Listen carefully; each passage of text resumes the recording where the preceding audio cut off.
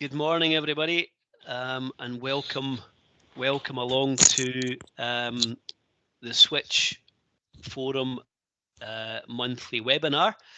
I'm delighted to welcome you all along, and our topic for this morning is managing health and safety in the waste industry. My name is Jim Brown. I'm the chair of the Switch Forum. I chair the board of trustees, and also I chair the health and safety working group. So as I say, I'm delighted to welcome you along. And if we could have the next slide, please, Jazz. Just a couple of housekeeping issues or items before we proceed. If you haven't already, if I could just please make sure that your microphone is on mute. Thank you.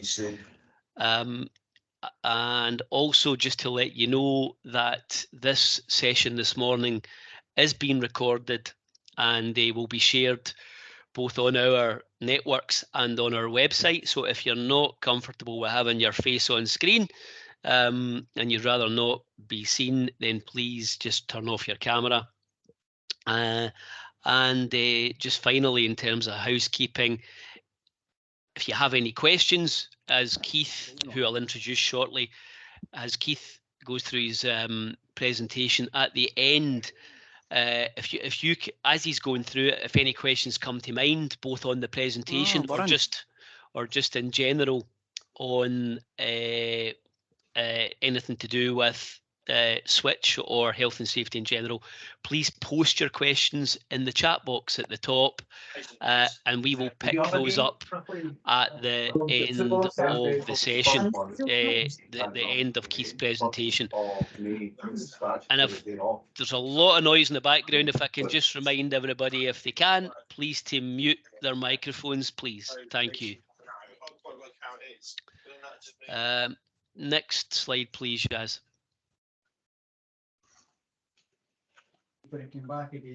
Thank you. So, as I'm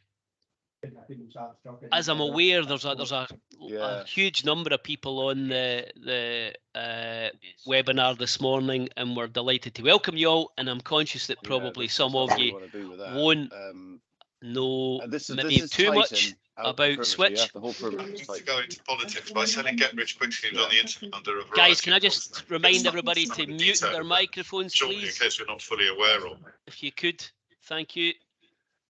Thank you very much. What floor are they on now? So the Switch Forum. The Switch Forum was set up in 2014. It's a multi-partnership forum. The beauty about the Free Falcon thing is of organisations they're independent of the crane. Across all they just sectors. Need to lift onto the deck and then.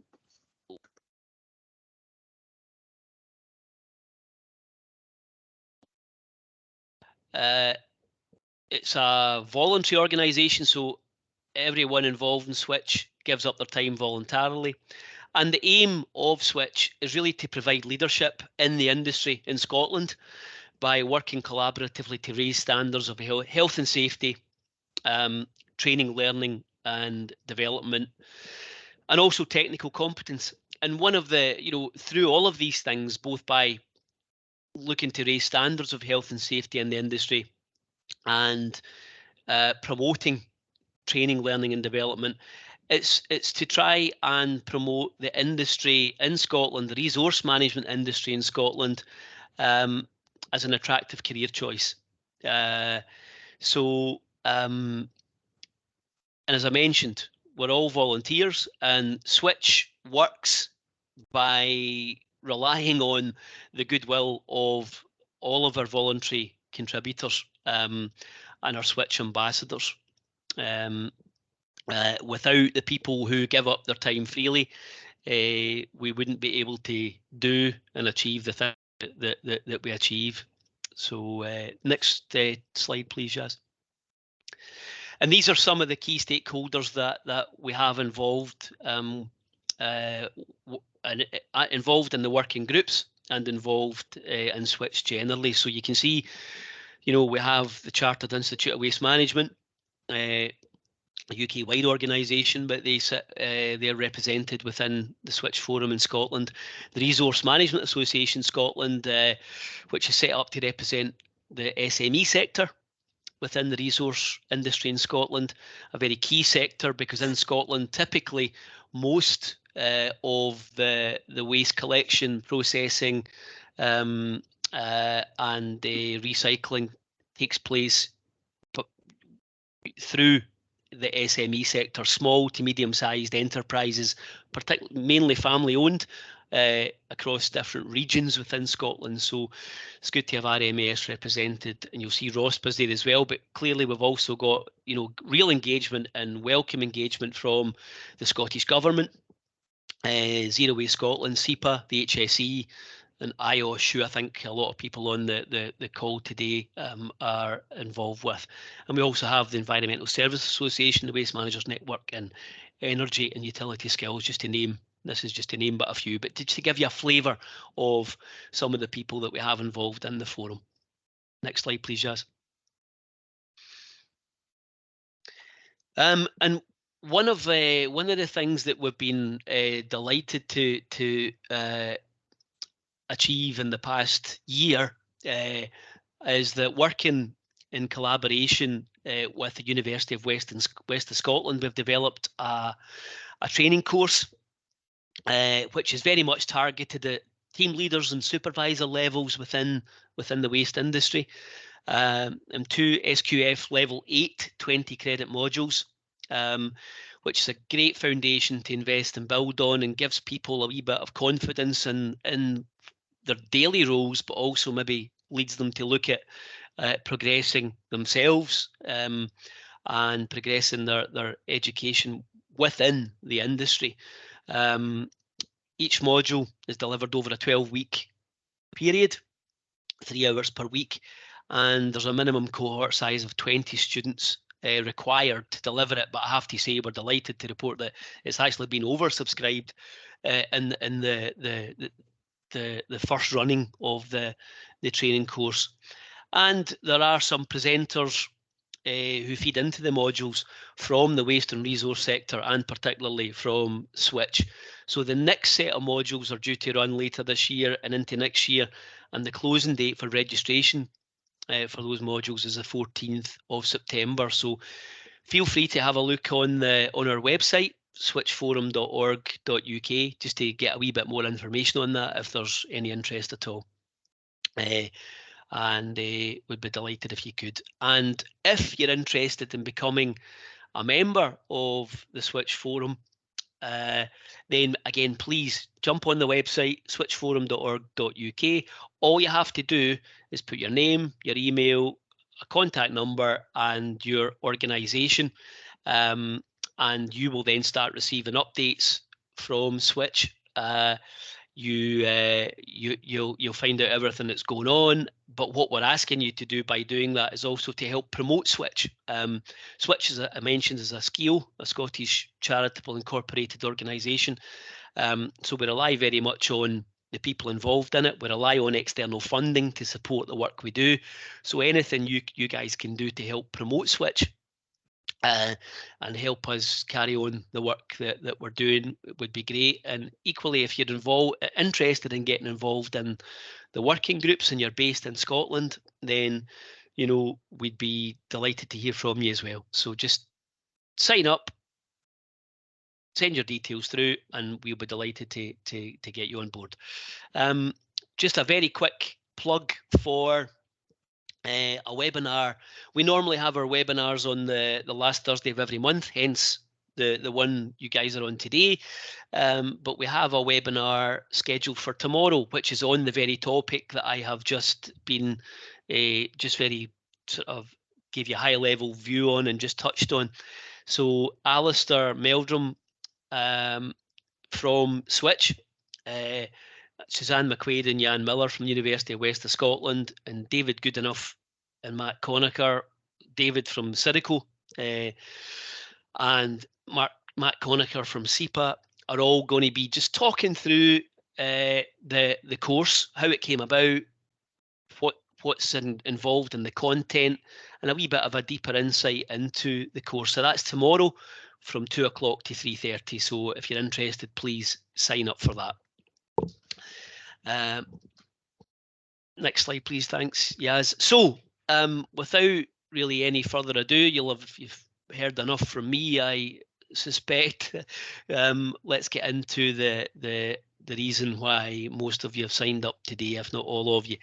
I am delighted to introduce, and I do have to declare an interest here, as well as being the chair of Switch and the chair of the Switch and Health and Safety Working Group. I'm also the commercial director at Bin Group, but so I need to declare that interest. But I'm delighted to welcome Keith Jackson, our Bin Group's Health and Safety Manager, to deliver this presentation on managing health and safety in the waste management industry. Keith has been with Bin Group for a relatively short period of time. I think maybe 18 months, a year to 18 months, something like that. Keith will correct me, no doubt, when he starts. But he's come on board and been, for me, I think the best way to describe it, I think sometimes when, and I think a lot of people will, sort of identify with this. I think sometimes health and safety, or there's a feeling sometimes that health and safety is working against people within organisations, not just within the waste industry, but it's kind of seen as, oh God, health and safety. But what I would like to sort of just say about Keith is Keith's got a very refreshing attitude towards health and safety, supremely important, as we all know it is, but Keith sort of takes people with him, which is a very refreshing approach and a very positive approach, and I think it gets results. And he's got a passion for health and safety, and obviously with a particular interest in the resource and waste sector. So what Keith will hopefully be able to do today is just give an insight into good working practice and just how we manage health and safety within the waste management industry. It's a very, as everyone knows, the waste sector doesn't have a particularly great record in health and safety, but there's lots of good work going on, and I think Keith's going to be able to demonstrate that in his presentation this morning. So without any further ado, I shall hand over to Keith. Thanks very much, Jim. Good morning, everybody. My name is Keith Jackson, as you've heard already. I've been in Bin Group for nearly a year now, although as Jim has shown there, it feels like a lot longer, obviously, for a lot of them. I was a police officer before this, and I'm quite proud of the fact that I spent 25 years as a police officer, although for a large portion of that, I was actually a trainer, and I trained people how to deal with riots, how to deal with chemical incidents. And there was a big health and safety emphasis, obviously, on that kind of training. I used to write risk assessments for how to safely petrol bomb young police officers to show them how their fire protective kit worked. And now I write risk assessments to protect people in our picking lines from getting hurt from sharp objects. So it's been a bit of a change for me, but the same things ring through health and safety no matter what industry you're in. So if you're not in this industry, you're not particularly au fait with the waste industry, and I'll give you a flavour of what my thoughts are and how we approach health and safety in this business in Bin Group. So I've been here for about a year now, and it's been a big learning experience. Could we move to the next page, please, Yasmin? So quite simply, just going through this, whenever I started in this business, I asked myself some questions, and these were the questions that I needed to confirm. What was I trying to achieve in this business? What does the legislation require me? Who am I working with? What's the current culture? Is everyone on board? Where to begin? And that's what I'm going to try and get across to you today. And at the end of this as well, we'll reflect on some health and safety software, which I'm using and I'll show you how it works for me. And potentially, if there's anything that you see during this and you think, actually, we use something similar, and I think that, you know, I could give some suggestions to Keith about how to do things better, or there's a better piece of software out there, I'm more than happy to speak to anybody and take suggestions on board, because we're all working together here. Next slide, please. Back in my police days, when I was looking at health and safety, I worked with a guy who'd done health and safety for a long time, and we discussed the idea of management and mitigation. And mitigation obviously is the ultimate thing, that if we can mitigate a risk, if we can remove it, then that's it dealt with. It's no longer a problem, and we can move on happily and safely. You could say it's the holy grail. And I used to look at it in terms of, for instance, if there was potential for trouble or a riot or something along those lines, you know, the one thing we couldn't do was nothing. We had to do something to try and manage or mitigate the risk. If you look at it in the business sense, the best way to mitigate all risks is to do nothing, is to just not come into work, to sit at home, to do nothing, to lie in bed, to sleep. And that way there's no risk. And therefore, you know, in terms of health and safety, that's the best thing possible. But then when you reflect upon it, if we move on again, sorry, the next click, please. Even lying in bed has a risk to it. The next paragraph is just a little bit I've taken off the internet. There's a risk to sleeping. There's a risk to lying in your bed and oversleeping. It can affect your mental health. It can create health issues. It can lead to chronic diseases. So even lying in bed isn't an answer. And in business, we can't do that. We have to, if we can't mitigate, we've got to manage. And that's a concept that, you know, in this business, you have to accept sometimes that you can't mitigate. You have to just do the best you can do. Do the most reasonable, practical thing to address the risk that you're coming across. Can we move forward, please? Legislation, I'm not going to emphasize this overly. The Health and Safety at Work Act 74 is obviously the overarching piece of legislation. There's thousands, loads of other pieces of legislation out there, but that is the basis of everything out there. The duty on employers and self-employed people to do what is reasonably practicable to ensure health and safety of everyone, basically, that's in the business or is affected by the business. And that's at the core of what I'm employed to do in Bin Group. Next page, please. Current health and safety culture in the waste industry. I was told whenever I joined the waste industry that there are many people within this business who have been in this business for a very long time. And those of you that are listening that are involved in the waste industry might agree with us. Personal experience is that there are many people in Bin Group that have been here from day one.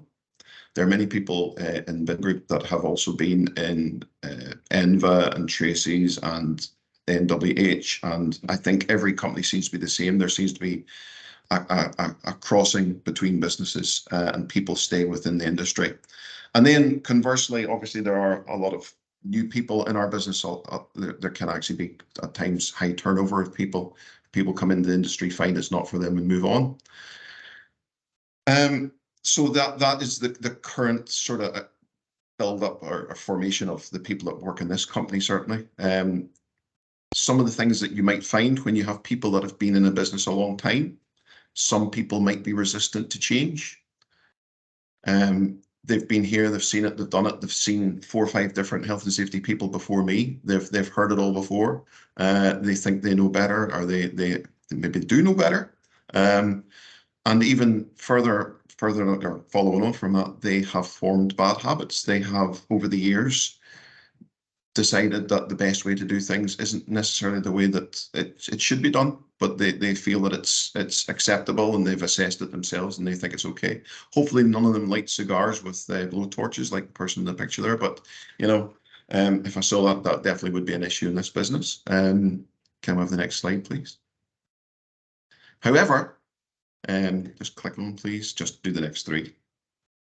That one, yeah, right. So however, Team members who have spent much of their career in this waste industry have accumulated an invaluable knowledge base and obviously know an awful lot about the business. They know about all the different facets. And that's the one thing I've been amazed about with the waste industry is how much happens on this site in the Bin Eco Park. We have so many different companies that are based here. We have different partnerships. We have our own core business, which has so many different facets, so many different processes, so many different people, machines, lines. So there's an awful lot to know in this business, and probably that's been my biggest thing this year so far, has been trying to learn as much as I can about the business so that I can understand it, because I don't feel that I can assess risks unless I understand what it is that's taking place. But these people with this great knowledge, they can be such a positive influence on new team members. If we can encourage our team members with experience to positively influence our new team members, it can create a really great atmosphere, health and safety wise and productivity wise as well.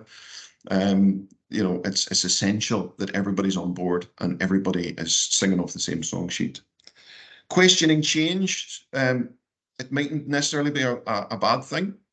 You know, whenever I come through with a new idea, a new process, a new risk assessment, I should be able to listen to the people that are working and actually doing these jobs, listen to their opinions, listen to their criticisms, argue my point, and be willing, be willing to change my point of view and adapt risk assessments, adapt whatever I'm doing to reflect what the people on the ground see and what they feel, if it actually, you know, if it's valid. So you can't be intransigent. And as well as that, if I can persuade, if I can bring the team members along with this and show them why the change is needed, you know, because they understand the industry, that they're going to embrace this change and sell it to the people that maybe aren't so experienced. Bad habits at the bottom there. There are bad habits everywhere. I'm sure in everybody's business that they deal with, there will be people that are a constant source of bad habits. They've built up practices over years, and you know, I come in and for me, it's my job is to try and stop those bad habits and try and make them safer so they can go home at the end of the day. And I've had some very interesting and long conversations, and ultimately, so far, I've managed to change some people through reason and through challenging their beliefs to try and make them some safer. So, you know, bad habits can be dealt with. And if we've got the backing of their managers and the management are all on board, then it's so much easier to influence those people within a business. Next slide, please. So health and safety challenges within Bin Group. I mean, I'm going to speak from what our business, what we deal with here, primarily what I see. Now, obviously, I don't see somebody swinging off a digger in that bottom picture there, so I'll just say that right now. That's not something I see. If I did that, I would be in major trouble, and so would they. Safe management of machinery processes. Like I said, that our yard, we have picking lines, we have humans on lines picking through waste manually. We have machinery picking through waste. We have machinery loading lorries, unloading lorries. We have forklifts, we have telehandlers, we have shovels, we have diggers. We have so many different processes and so many different things all happening in one place. So I have to, along with the managers, work out how to manage this in the safest way to ensure that people go home at the end of the day and nobody's getting injured. And that can be that can cover such a wide range.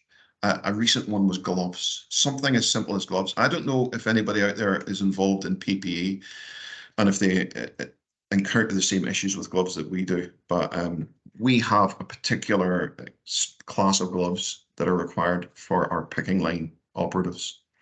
But the issue is that the particular class of gloves we find wear quite quickly. And this has led to numerous meetings. It has led to numerous debates. And in the end, we had to get different manufacturers out, different representatives who gave us gloves. We had to run tests. We had to have people give us feedback as to which gloves were the best. We had the balance cost in there as well, because maybe the best gloves out there cost £100 a pair, and that's not going to float particularly well. So we have to get a balance of everything, and we had to bring everybody on board with that. But because we involved the people wearing the gloves in that decision, we involved them and we showed them what was available and what their options were. We're now in a position where we're getting gloves that we're getting used daily. Now we're getting people with gloves that last a week before they require to be changed, and they're protecting people from cuts. So that's a simple thing, and that's just a tiny part of a process in one part of our yard that can take up so much time. Managing people's interactions with machinery, yeah, nobody's going to be swinging off diggers, but we have a fairly compact reception yard with potentially 10 vehicles in it at times moving. So we have to be so careful when human beings come into that yard. And I have had to have some very honest discussions with subcontractors mainly, and how they address their positioning in comparison to a 20-ton machine that's driving past them.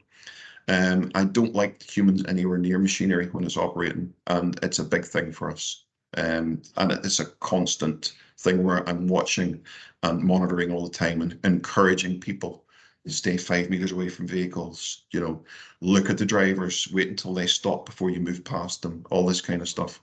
It is a high risk part of our environment here. Next slide, please. Fire. I did a webinar, we had a discussion at the Parliament earlier in the Switch Forum regarding lithium fires. And fire on our site here is as big a risk as every other waste management site or that's out there, every recycling site that's out there. There are fires all the time. Some of you, I don't know where you're from or which companies you're from, you may well have been some of the companies that have had fire recently. It's a bane, it's a worry. We think about it all the time. We have fire alarm systems. I've just managed to purchase a fire engine. Apart from the fact that it's incredibly cool and it'll look really nice in the art, it's going to be essential if we have a significant fire in this premises, because our response time's half an hour for the fire service to get here. So a fire engine could really help protect this business and protect lives and stop the place being destroyed before the professionals arrive. Batteries are a massive threat. It's not uncommon to have a lithium battery going on fire in this yard. I know it's not uncommon in the industry. Vapes, we have batteries, we have heavy machines. You drive a heavy machine over a battery, the potential for it going on fire, exploding is very high. So it's a big risk for us, and we have to be very careful. Moving on, personal injury. Again, slips, trips and falls, people going up and down stairs, holding on to railings. One of the first things I dealt with when I came to this business was the simplest thing in the world. A gentleman walking up some stairs in the correct manner, on camera, everything fine. And somehow he managed to go over on his ankle and damage his legs to the point where he was off for, a fair length of time. And it was a reportable injury because of that. And it's amazing how small things like going upstairs can be so important in this industry. And, housekeeping, pick up your tools when you've been using them, put them in the correct places, store things away, keep your work area clear. That's a constant thing in the waste industry. By its very nature, it's a messy place. We're full of other people's rubbish. And we have to be so strict on how we manage our yard. And that fits into the next slide perfectly. If we move on, please. Housekeeping, which is next, which leads on and links in perfectly into the personal injury. Housekeeping is essential in the waste industry. There is scrap everywhere. There's waste everywhere, plastic, cardboard, debris, just all kinds of waste. So we have to be on top of that. And again, that's about conversations with people in the yard, identifying things and reasoning with them and saying, look, that needs to be tidier, bring them with us. And that's how I deal with it, you know, in this business. Traffic management there. Again, we have 50 vehicles, I think, or more on the road at the moment. Then we've got all the vehicles and machinery and heavy plant that are in our on our site in the eco park. We have third-party vehicles that travel up and down our site, going to all the different partner companies that are here. So it's incredibly busy, and we have to be on traffic management all the time. We're currently engaged in re-signing this whole site to have clear, visible signage that's appropriate and you know, it relates to the risks that are in those specific areas. And again, even in that signage, a lot of times I look around and sometimes there's too much signage that's not relevant. So sometimes it's about decluttering. When you look at signage on a site for traffic management, you know, you need to have clear, pertinent, you know, proper signage, not too many signs, people become blind to them. Can we move on again, please? Building a health and safety culture. So I'm saying this from my point of view. Be visible for me has been number one. I spend time every day, if I can, unless there's a reason not to, I spend time every day on that site. I try and be visible, not just as a visual threat that here comes the health and safety guy, and you do hear that, here he comes. But also I'm there because I want people to understand that I care, that I'm there to make changes, to listen to their worries. I speak to team members. I'm always speaking to people on the lines. I try and treat everybody equally. We have people here that, you know, this is their first job. They're working on a line picking through litter. They maybe don't feel that they have a lot of self-worth. I hope that they do, but I try and give that to them and make them understand that they're valued, that their concerns are my concerns. If they come to me and tell me about something simple like the toilets not being cleaned today, I need to go away and deal with that and you know, try and build up that relationship with them, because I want them ultimately to challenge themselves and everybody around them. If they see a colleague doing something silly, something dangerous, that they call it out. They challenge the people face to face, not in an aggressive manner or in a combative manner, but they try and just challenge bad practice and speak to me, speak to a manager if they're concerned about something. The phrase that safety is an enabler, not an inhibitor, is so essential for people to understand that. Jim said that at the start.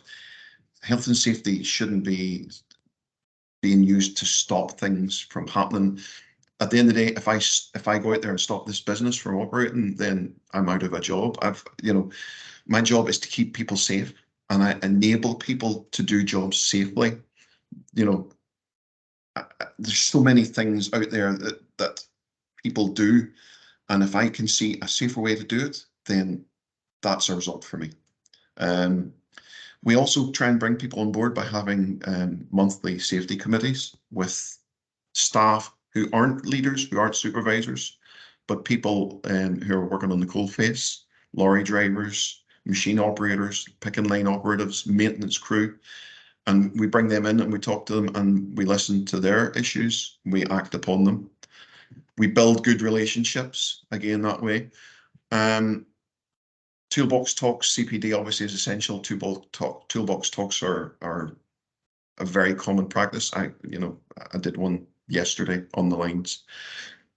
And the final one, which is on this list, is the biggest one for me, is follow through. And for me, that means I have to act. When people give me something, I have to act. I have to show them a result at the end, even if the result isn't what they want, even if the result isn't what they had hoped for. If I need to go back to them and say, this is the problem you told me about, this is what we can do. The reasons why we can't do what you want is this. And I at least make them understand that they've been listened to. And we've reflected upon what the problem is, and hopefully we've come through with a good result for all. And if we've not come through with the result, there's a reason for that. It's not that inaction. It's not can't be bothered. It's not I forgot. That's a very big thing in health and safety. I need to be reliable and predictable to everybody in that yard. They know what they're going to get with me. I don't tolerate unsafe acts, but I will help anybody that comes and speaks to me and presents me with a problem. I'll help them every time. And hopefully that's what they'll know.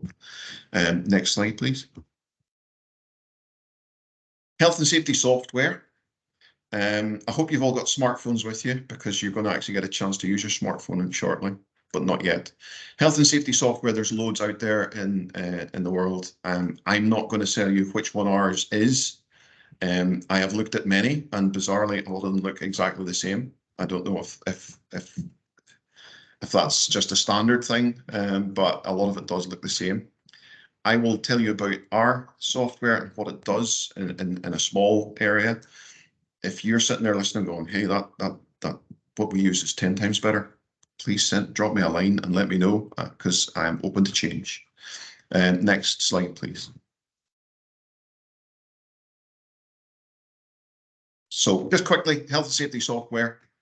For me, this is something that our people throughout the business are using. So it's got to be easy to use. It's got to be intuitive.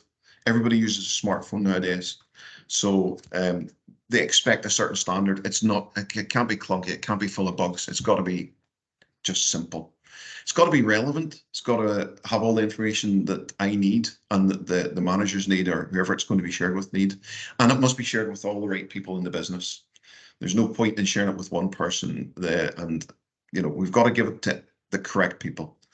It must be acted upon. And that's the beauty of the software, in that when we create an issue, it's red. It's a big red on unresolved until it's resolved. So it can't be escaped. It can't be forgotten about, which is really good. It's a great reminder.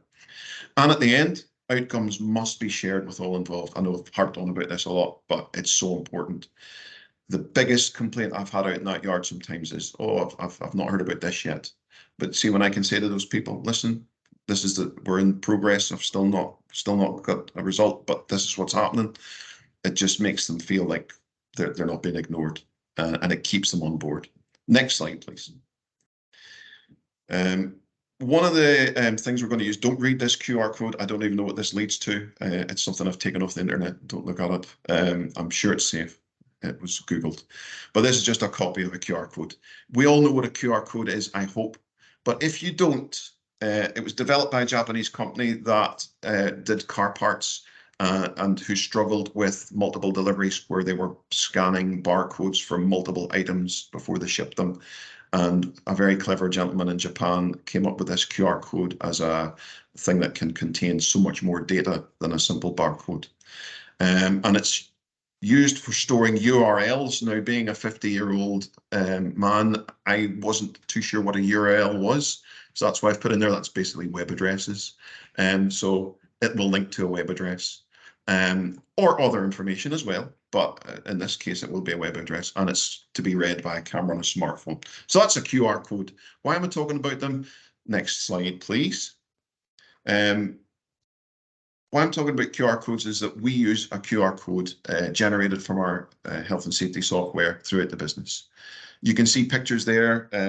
It's in our machines, it's on walls, it's next to peace rooms, it's next to rest areas, it's in the cab of lorries, it's everywhere.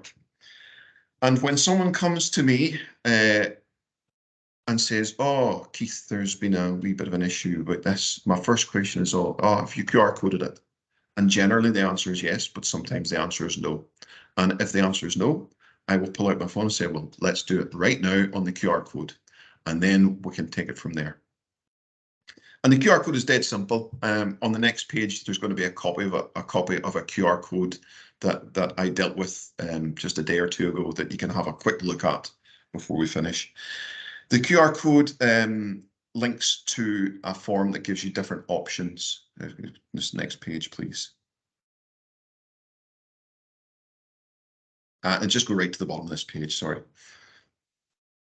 I'm a little bit out of sync here, but our software is used for more than the QR codes in themselves. That's the issues, which is in capital letters near the bottom. The health and safety software that we use it for inspections, we use it for permits to work, we use it for audits, for maintenance checks, fire alarms tests, Legionella testing. Third parties can be used or can be covered in it. And even a big one, which I didn't add in this list, and I was kicking myself when I read this list last night because it's one that I harp on about all the time: management of change. Management of change in any business is so important. In this business, it's essential. We've got a lot of different departments, a lot of different people, and trying to keep up to date with what's happening and what everybody's doing is so important. And when a process changes, when something changes in this business in terms of changing of a piece of machinery, a new piece of machinery, a new bit of equipment, a new building, anything at all, just some material change, the management of change is essential. And the software really does help there, because it just opens up a conversation between the people that need to be talking about it. And that conversation will help us make sure that it's legal, make sure that everybody that needs to know about it knows about it, make sure that as the change being relayed to customers, to people that might be affected about it. What are the legalities involved? Do the people that are doing the work, are they qualified? Do we have their insurance? It's a world out there. Management of change for me in this software is essential, and the software makes it really easy. But we're talking about issues just now. So if we could move on to the next one, please, sorry.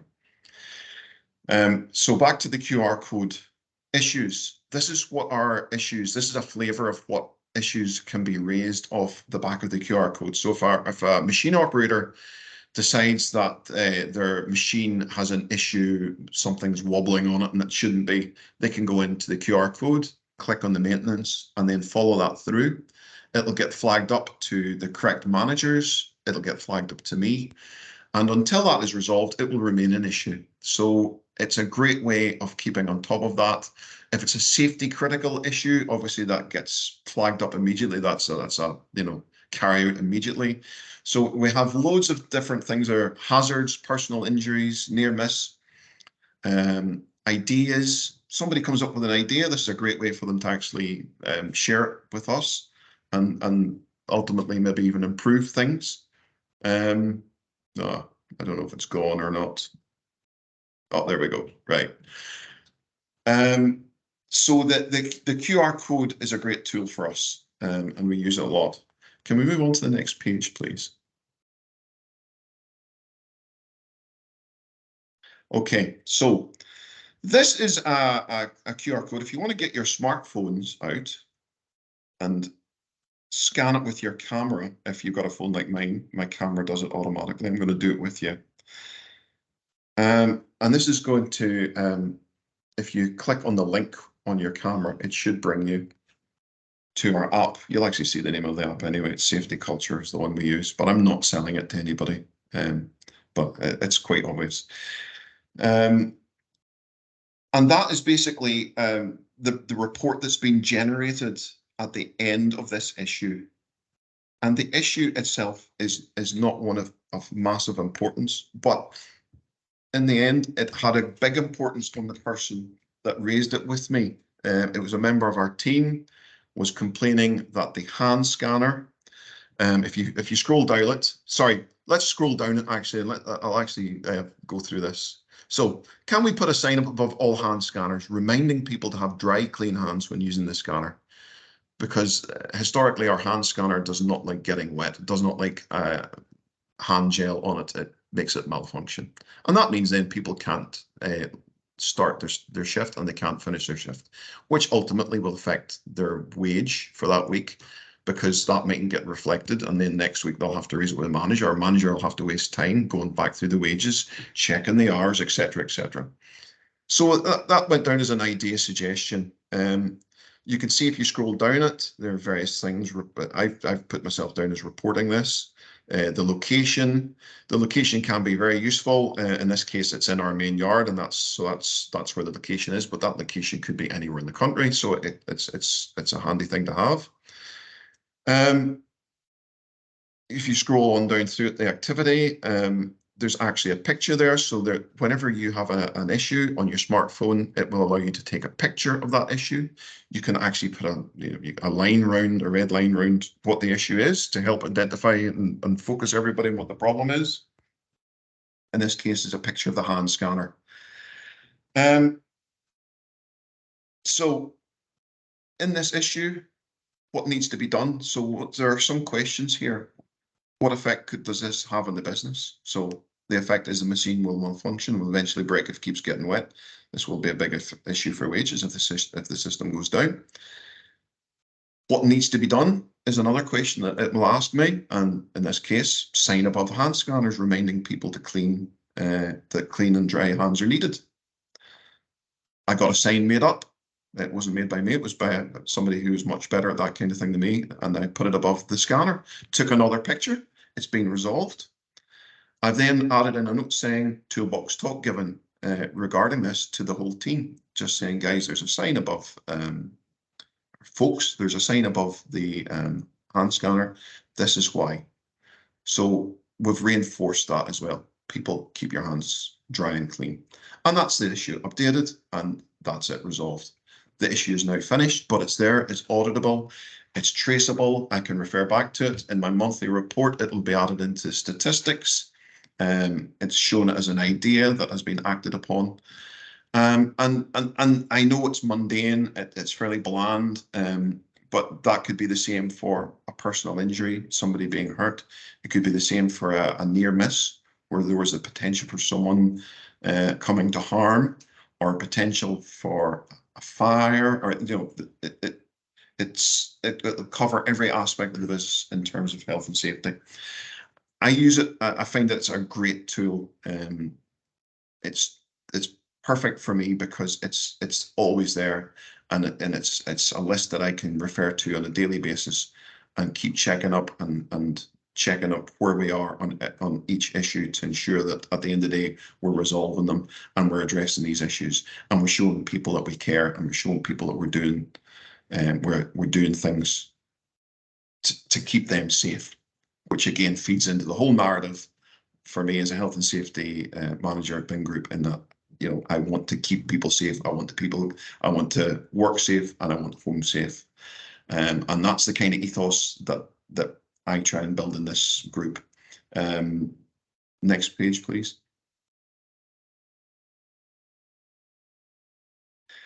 And that's the end of that talk. If I think we're going to deal with questions, as Jim said. Yeah. Thank you for your time. I'm not too proud to take suggestions, and I'm not too proud to take advice. So if anyone out there at any point ever wants to contact me and speak, likewise, if someone feels that there's something I can help them with, please feel free to contact me. Thank you.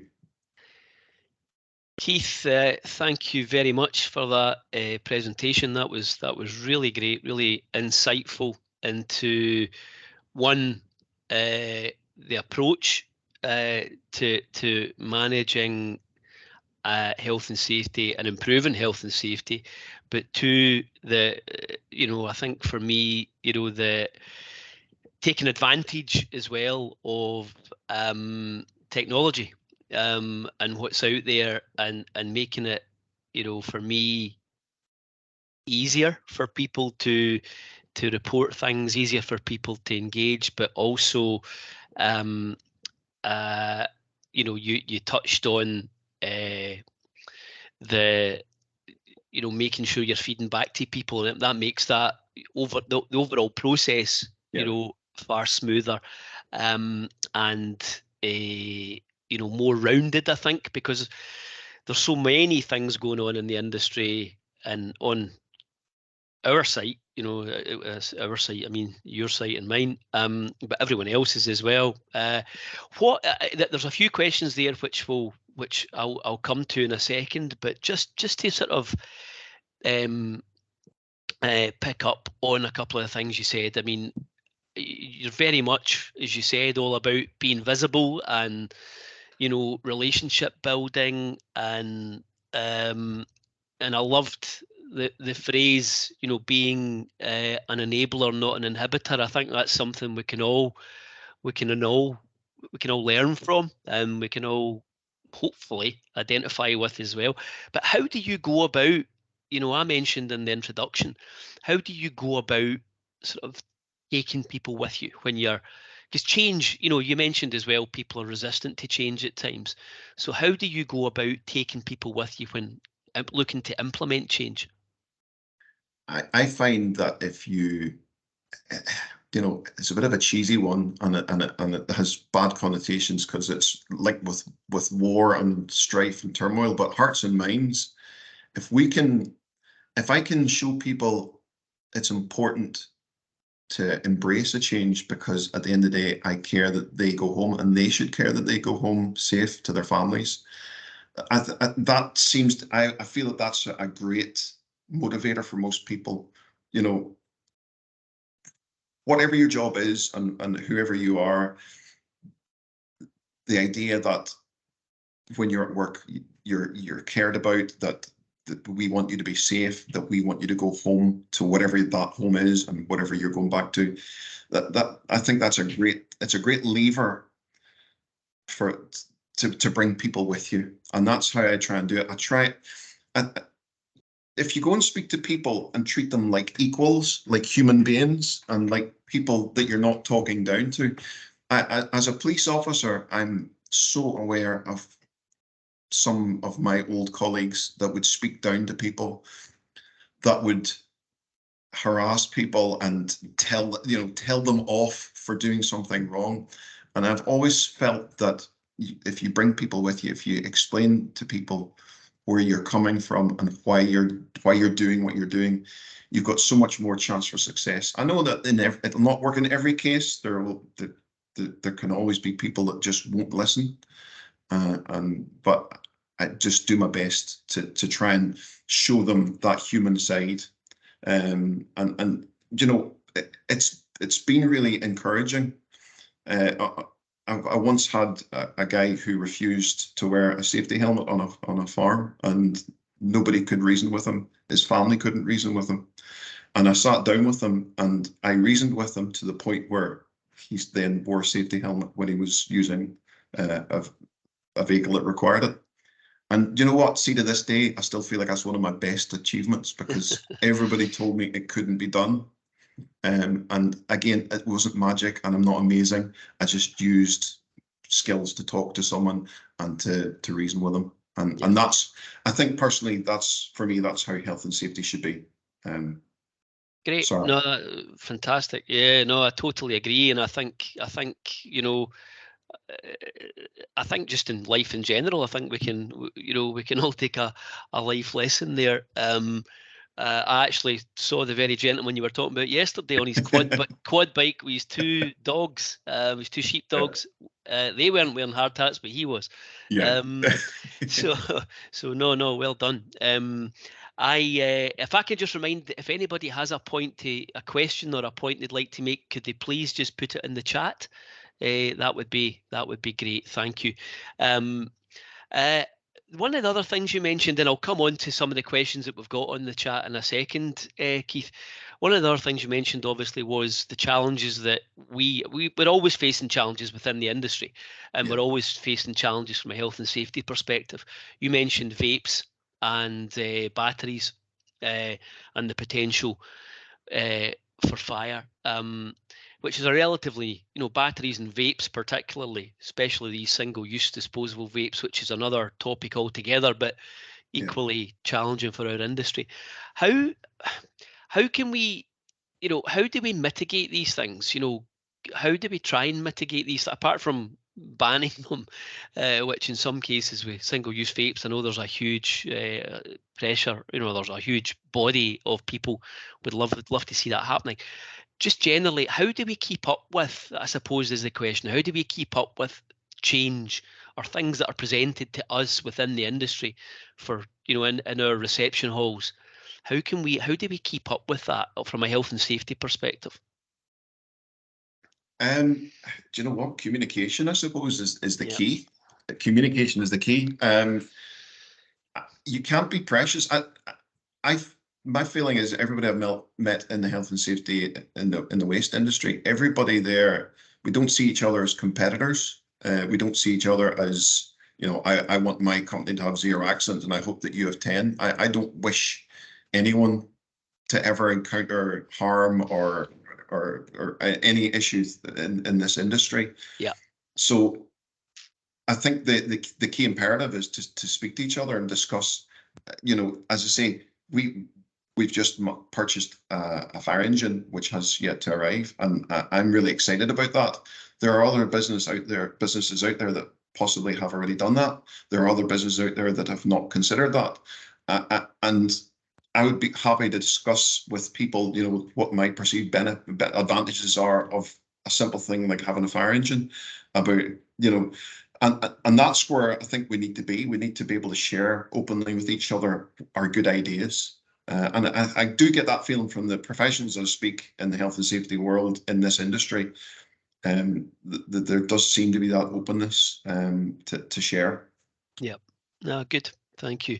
Okay, so I'm moving to some of the questions then that have been posted on the chat. There's a good question from Naveed Raymond. His question is related to when it comes to the interaction with machine and man. How helpful is feedback from the shop floor level staff on highlighting design issues related to machinery? And what process do you use to collect this feedback, and how do you address them? So there's a couple of questions in there, a couple of points within that question. In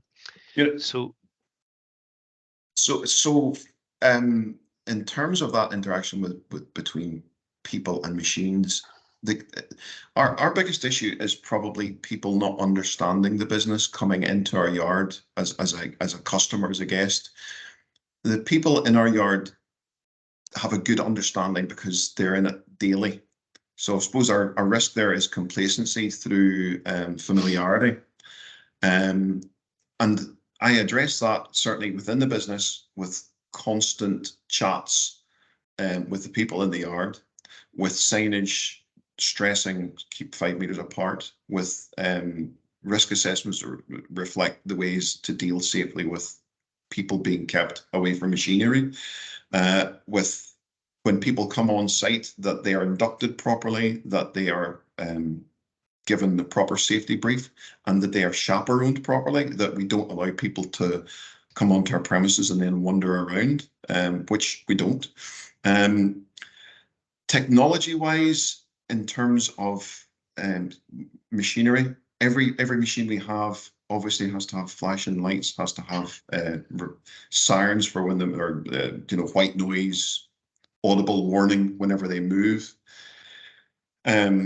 New machines now have a lot of our new machines have lights to show that the operatives are wearing seatbelts, and so technology is constantly moving, and as we get new machines, it's interesting to see how safety is progressing and how hopefully that will keep it safe. Even so much as years ago, you could jump into any machine if the keys were in it, you could start it. So we've always had a policy that people can't leave keys in machines. Machines now have to have a code as well as a key. So even if you jumped into a machine now and decided to drive around in it, you can't. So yeah, that's really how we manage it. It's just constant education and speaking to the people in the yard and refreshing them, because the person that's been educated and spoken to about it today, in 6 months' time, after being in that yard all that time, might be completely blasé. And that's the point. I need to be hitting them, well before. I need to be refreshing them and hitting them all the time. It's a constant it's a constant thing. You just can't stop reinforcing, the learning about keeping away from machinery. Great, thanks, Keith. Thanks for that. There's a question here from Simon Tatterson. Now, I'm going to change the tense on this because you haven't taken delivery of the fire engine yet, but there's a question. What training will your fire engine operators have to enable full competency? So we have the fire. We work quite closely with the SFRS, Scottish Fire and Rescue Service. We got advice from them before we bought this engine, because I felt it was important before we entered into this that we got their input on it, and they were resoundingly very positive about it. as long as we were trained in the correct manner. So moving forward, we have a fire response team on this site in any case, and we have a small pump and emergency water supplies here, and they are trained regularly in how to deal defensively with fires. So going forward, the team that will be working with that fire engine will be trained by an ex-fire service trainer, and they'll be trained defensive techniques. They will not be firefighting, they will be fire defending, and they will absolutely be stressed upon that there will be no such thing as placing themselves in danger and going into burning buildings. The equipment we're buying will allow us basically to hopefully douse a fire before it takes hold. And if it does take hold, they'll have a thing called a monitor, which will be left in place and left alone. And it's a stand that will hold a fire hose that will direct it at the seat of the fire, and humans don't need to be there. So we're very much aware we don't want to create a team of gung-ho firefighters who are climbing up trees and rescuing puppies and jumping into burning buildings. It's very much just defensive about, if we can stop a small fire from becoming a big fire, or at least, contain it, then that's a good thing. Yeah, but I understand probably where that question's coming from. There will be a big emphasis on no heroes, no risk, no placing ourselves at any danger whatsoever. Yeah. No, great. Thanks for that, Keith. Next question is a more kind of general question from Sonny Arun de Souza. I hope I've got the pronunciation correct, Sonny. What measures are in place to tackle hazards such as bioaerosols, needle sticks, etc.? And what are the major illnesses reported among the waste industry workers? So where that's going to be a biggest issue for us is in our picking lines, which are enclosed picking stations. I'll just give you a quick brief on how the process works for everybody out there. In our yard, we basically, let's say we have a skip lorry comes in and tips a load of waste. And we then have a pile of waste lying in a yard. We use machines principally to take the human element out, and those machines sort through the waste, separate as much as they can into its constituent parts so that those parts can be recycled and dealt with properly. What's left is then placed in an area where it will be fed onto our lines. Now, that's maybe familiar to many of you out there who work in this industry. To others, it might be a surprise. So we try and take humans out of it as much as we can, but we're left inevitably with rubbish, with waste that will potentially have needles in it, will potentially have all kinds of harmful substances. So what we then do is we run that waste onto a picking line. Human beings stand at separate stations, and they take the waste that they're responsible for and put it down a chute into that correct container. So if I'm the cardboard person, I will be picking the cardboard off the line. If I'm the plastics person, etc., etc. And at the end of that line, we should be left with very little, but that hasn't been sorted. In fact, nothing. But there's a risk there. Like we said, there's a risk of needle stick injuries. How we deal with cuts and needle stick injuries is all our operatives on the lines must have their arms covered at all times. They must wear the correct standard of gloves, which in old money, for anyone out there, we stipulate 4544, which I think is an old standard, and that's 4x44. For those that you don't know anything about gloves, that mean nothing, but it's quite a high standard of resistance against cuts and against needle stick injury. And those gloves tend to be very effective. If anyone does get hurt on the line, we have first aid people, we have first aid kits, and we have a full system to ensure that if somebody, I've not encountered this yet, but if somebody got a needle stick injury from an infected or potentially infected needle, like was a big risk when I was in the police force, that would be dealt with in the proper manner, with referring them to the proper medical services. In terms of inhalation of aerosols, we have monitoring of the air quality in our picking stations. We just had it done recently. We're still waiting on the results for that.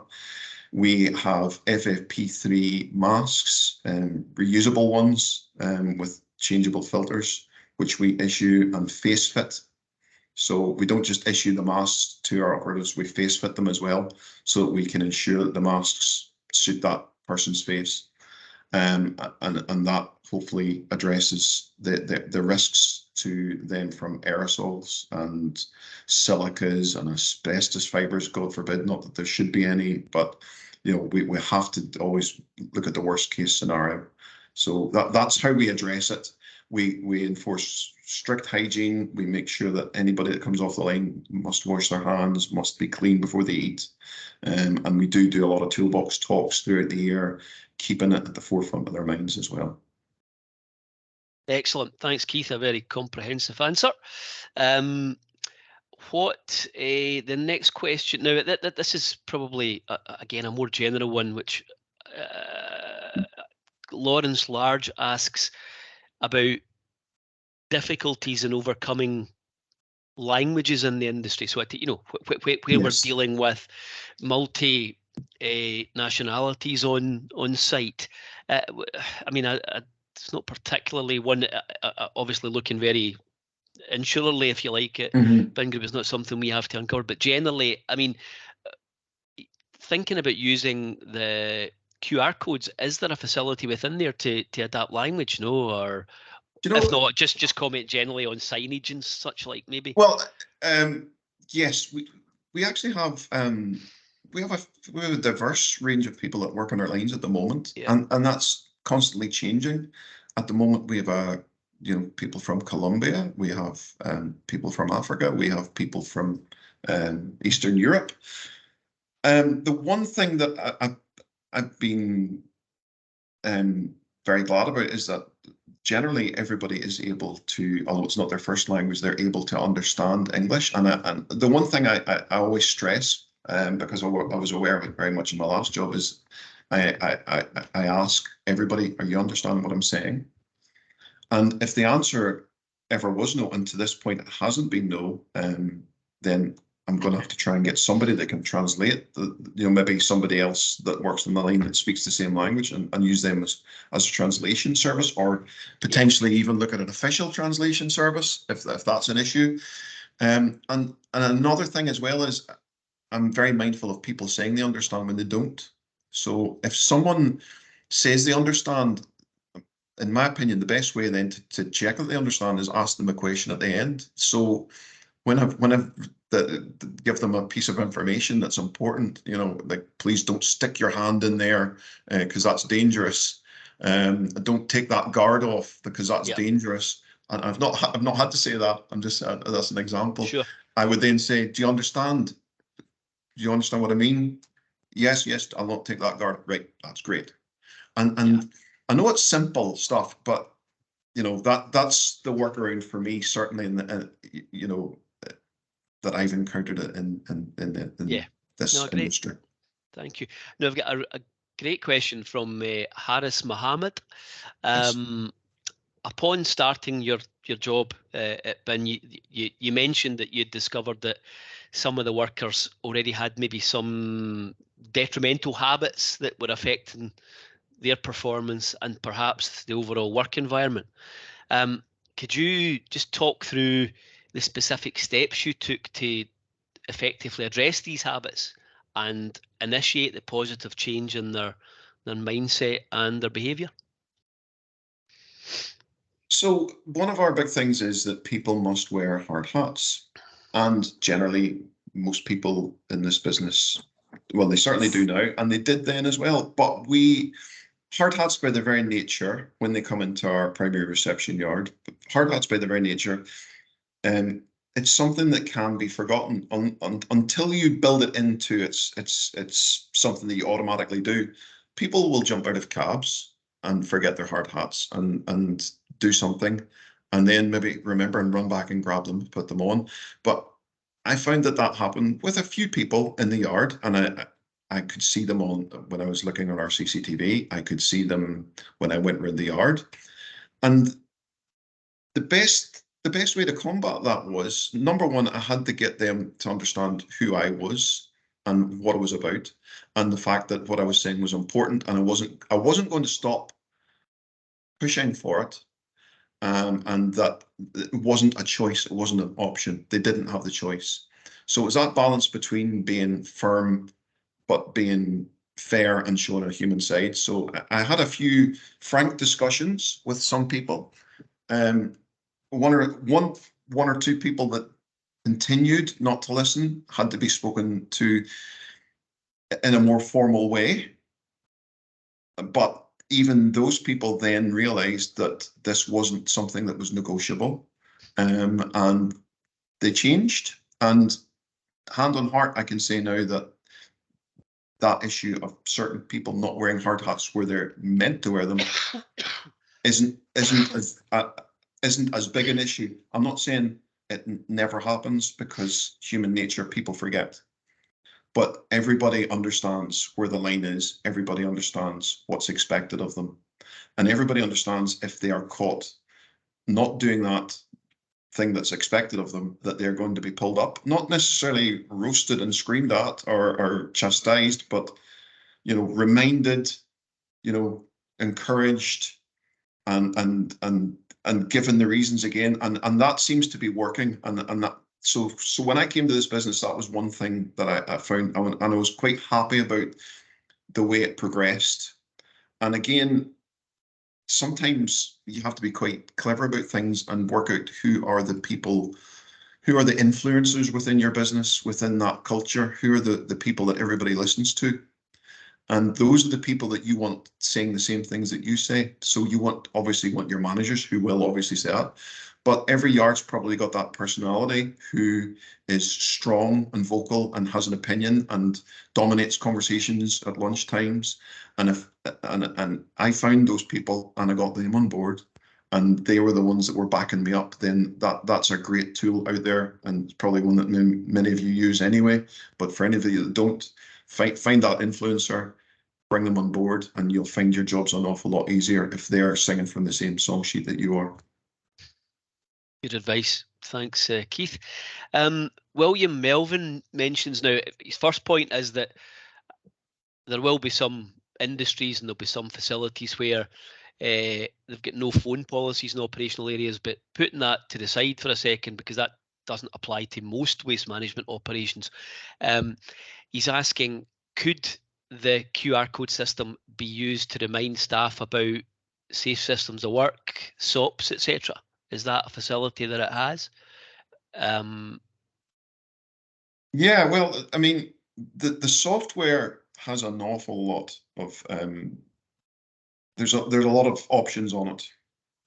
I have the ability to create RAMs on it. I have the ability to do lots of things like that. That's not something I've specifically looked at. So I'm not going to say it can be done or it can't be done. I can see the point in having that as a term of reference for people to refer back to. So yes, you know, I'm going to take that on board and go away and actually have a little look at that and see, is there anything that we can do there? Probably like everybody else in terms of RAMs and such, like obviously anybody that's going onto a process for the first time gets the RAMs done. We also do a confirmation form as well to ensure that they understand salient points on that risk assessment. So, you know, we ask them questions and we hope to get the right answers. And if we don't, then we go through it again until we do get the right answers. And on top of that, then every year, 2 years, 3 years, depending on the level of the risk assessment risk, then people will, sorry, no, in fact, every 2 years, everyone will be refreshed on the risk assessments. So we do go back to them periodically and ensure that people are still up to date with them. But I actually get what you're saying there, and that's actually something that I'll maybe take away. There's something I can maybe learn here and use. So thank you for that. Great. Thank you, Keith. We have a question. Well, so Adam Thompson is asking a question in terms of lithium batteries ending up in waste. Yeah. How much time, money and effort are organisations putting into educating members of the public and companies into not putting batteries in the wrong waste streams, and how are they doing this? So I mean, I'll probably take that. Lithium batteries are clearly a massive issue within the industry for the reasons that Keith has pointed out earlier with regard to fires and the very spontaneous nature of the fires as well. There's, I mean, we make a lot of noise about it as an industry, and we feed into, government, we feed into industry sectors, and we use some of this. We use Switch very much to try and push the message regarding correct disposal. But I think there's a huge onus on the industry, as in the not, and I don't mean the waste industry, I mean the industry producing the batteries, to explain what people should be doing with batteries, and what and where they should be going, and that they shouldn't be going into the general waste stream. So it's a huge topic, and there's a lot of meetings taking place. There's a lot of conversations taking place about how to educate people, and following on from that, I think Jack Kingman has asked the question, what is being done to combat disposable vapes? So just very, very quickly touching on that, the Scottish Government commissioned a report which Zero Waste Scotland undertook on disposable vapes, and there's a meeting actually taking place on the back of that report. It's a round table meeting taking place next week, with the Scottish Government are chairing, on managing. There's 9 different policy options they're looking at on how to manage disposable vapes, particularly single-use e-cigarettes.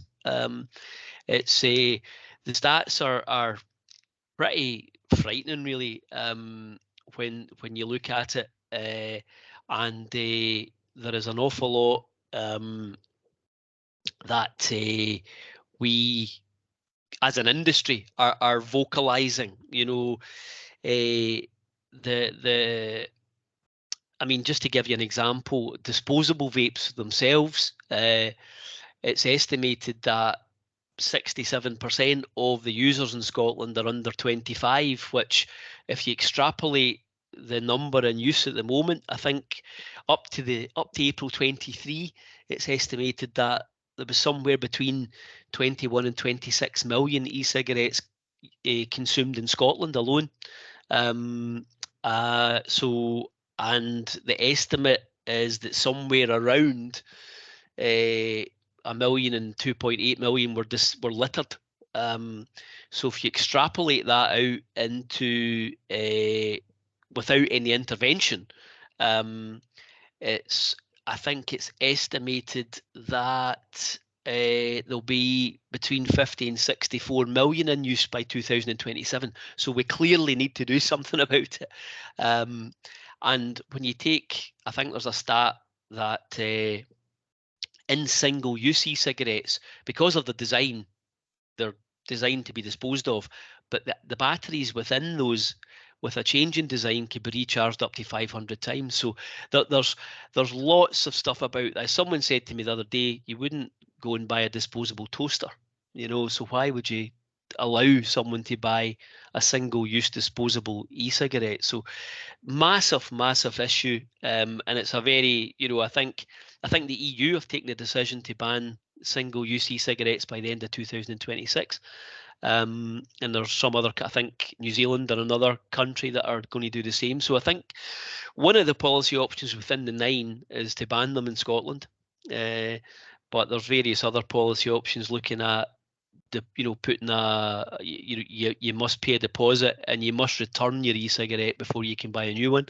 There's various different options there, but we can only do so much. We're relying on the policy makers out there, and but at least we've got, you know, a seat at the table to put our views across, because as Keith highlighted earlier, there you know, both vapes and batteries themselves are a huge issue for waste managers, far less, you know, litter pickers and councils who are putting the people out there. So hopefully that answers that. I'm just checking just very quickly. We're getting close to time, I think. Let me see. There is one point here. I think that's someone answering a question that was already on there.